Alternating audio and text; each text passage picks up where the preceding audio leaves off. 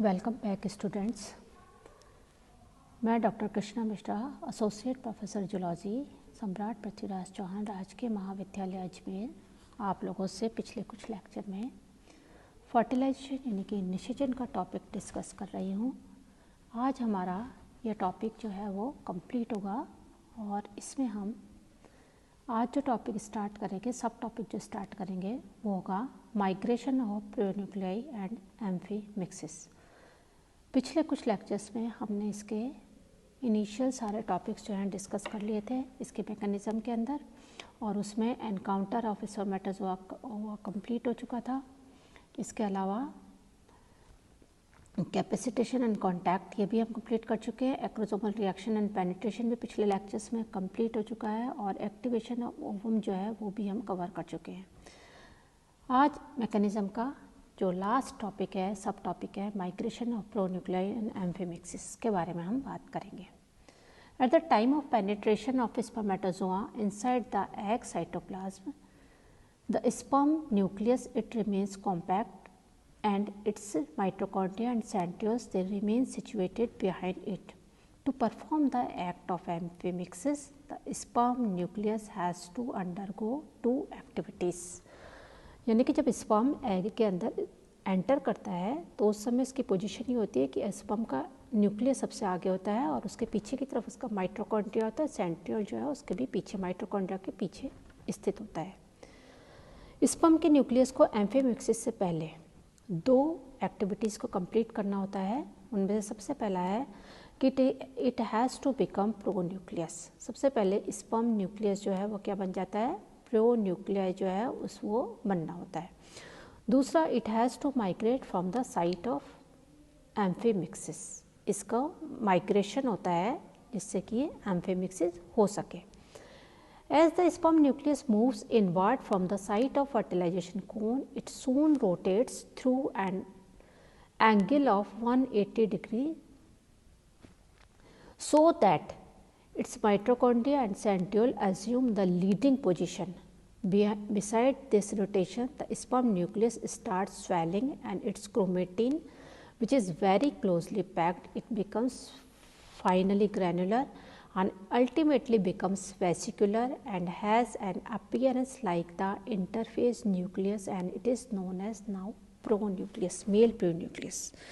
क्या चेंजेस होते हैं कि जो स्पर्म का न्यूक्लियस फर्टिलाइजेशन के दौरान आप लोगों ने देखा होगा कि स्पर्म न्यूक्लियस जो होता है वो सबसे पहले एंटर करता है। तो एंटर होने के तुरंत बाद एम्फीमिक्सिस से जस्ट पहले स्पर्म न्यूक्लियस की जो पोजीशन होती है वो 180 डिग्री पर जो है वो चेंज हो जाती है, रोटेशन हो जाता है। यानी कि स्पर्म का जो न्यूक्लियस जो कि आगे होता है, इसके पीछे की तरफ होता है माइटोकॉन्ड्रिया और वहाँ उसके पीछे होता है सेंट्रियोल। जब ये 180 डिग्री पर घूमते हैं तो न्यूक्लियस जो है वो सबसे पीछे की तरफ आ जाता है और उसके पीछे जो है वो माइटोकॉन्ड्रिया और सेंट्रियोल जो है वो सबसे आगे की तरफ आ जाता है। तो ये तो होता है रोटेशन। दूसरा जो चेंज होता है वो स्पर्म न्यूक्लियस के अंदर क्रोमेटिन के अंदर होता है। क्रोमेटिन ग्रेन्युलर बन जाता है और जो न्यूक्लियस की पोजीशन जो है वेसिकुलर हो जाती है, और अब ये जो है न्यूक्लियस जो है मेल न्यूक्लियस प्रो न्यूक्लियस कहलाता है। इसके बाद हम आते हैं कि किस तरीके से स्पर्म जो है वो स्पर्म न्यूक्लियस जो है वो अपनी पोजीशन पर एम्फीमिक्सिस की पोजीशन पर जाता है।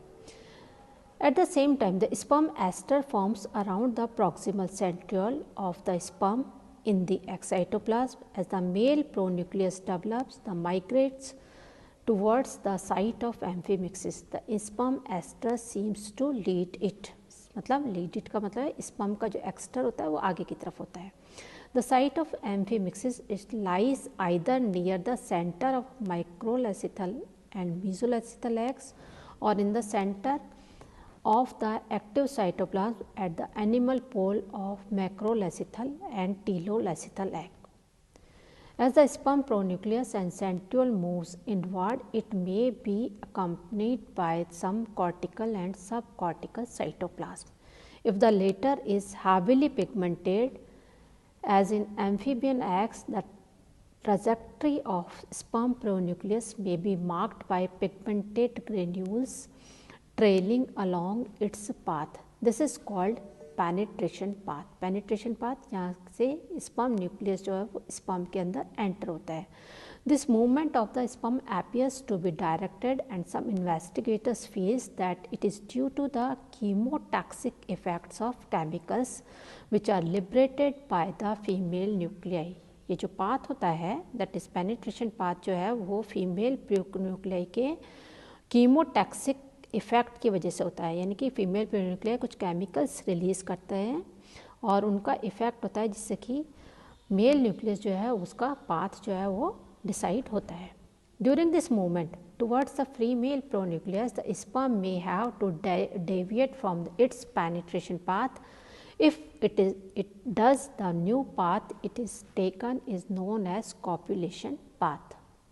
यहाँ पर आप इस डायग्राम में देख सकते हैं कि स्पर्म न्यूक्लियस जिस पाथ से एंटर करता है, जिस पथ पर एंटर करता है, ये जो पाथ होता है ये पेनिट्रेशन पाथ कहलाता है। क्या कहलाता है? This one it is known as penetration path.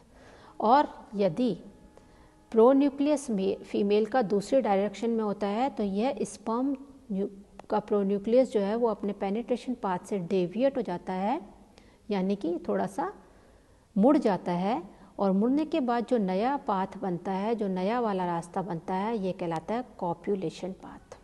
ठीक है, तो ये उस केस में होता है जबकि पेनिट्रेशन और कॉप्यूलेशन पाथ जो है वो अलग अलग होते हैं, जहाँ पर कि स्पर्म का प्रोन्यूक्लियस जो है वो पेनिट्रेशन पाथ की तरफ नहीं होता है।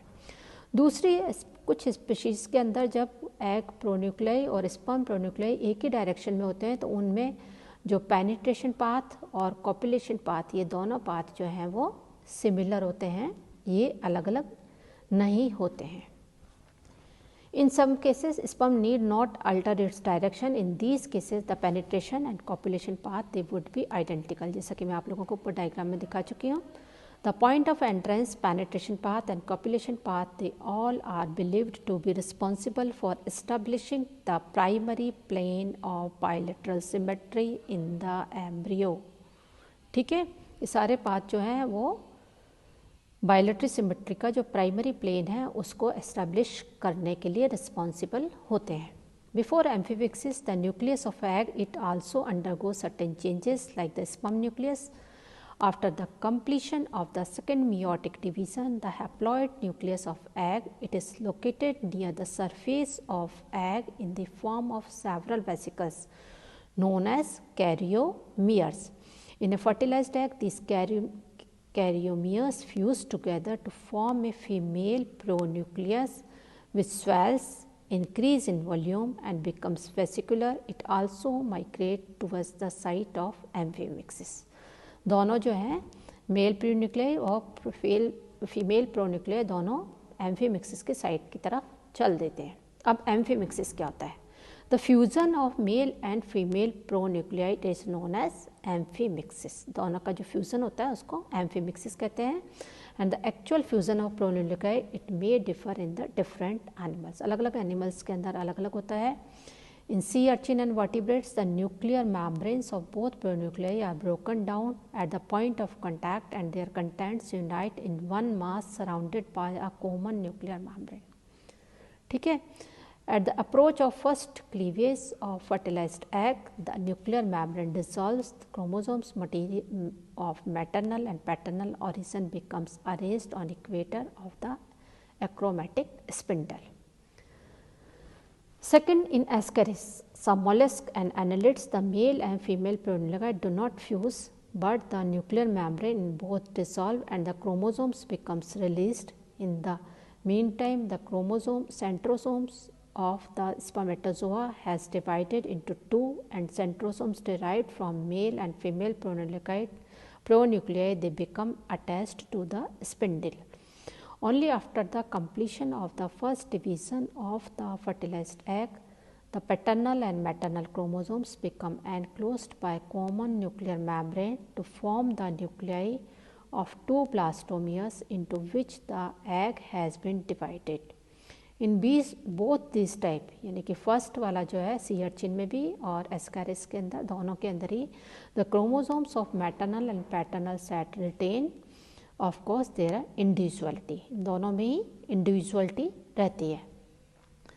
In case of copepod cyclops, the paternal and maternal nuclear components remain separate from one some time even after cleavage has started, so that each blastomeres has a double nucleus consisting of two parts lying side by side and each surrounded by its own nuclear membrane. इसमें कोपेपोड्स के अंदर क्या difference होता है कि mail और female जो प्रोन्यूक्लियन के क्रोमोसोम जो हैं वो इवन जब क्लीवेज शुरू हो जाती है तब तक अलग ही रहते हैं और शुरू की सेल्स के अंदर ये अपनी खुद की न्यूक्लियर मेम्ब्रेन से बाउंडेड रहते हैं। तो ये था पूरा एम्फीमिक्सिस के बारे में। अब हम आते हैं post fertilisation changes in the egg cytoplasm. The penetration of spermatozoa into the egg causes far reaching displacement of the cytoplasmic constituents. As a result, the distribution of various cytoplasmic substances and inclusions in a fertilized egg may be very considerably different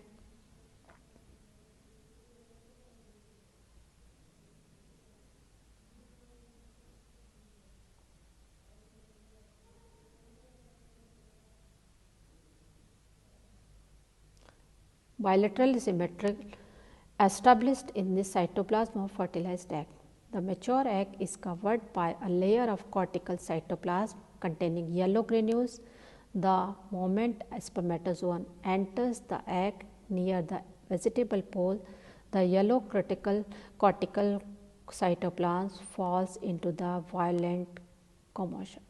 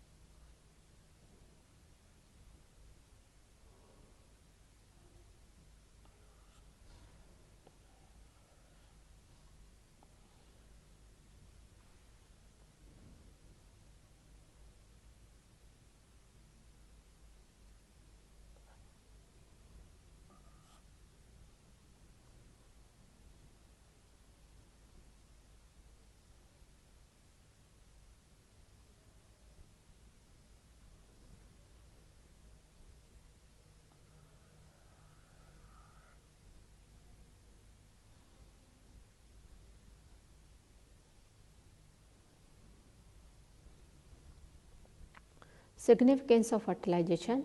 The fertilization ensures the usual specific diploidy of the organism by the fusion of the male and female pronuclei. Second, it introduces genetic variation. And third, it activates the egg to start cleavage. तो students ये था fertilisation के बारे में complete हमने इस topic को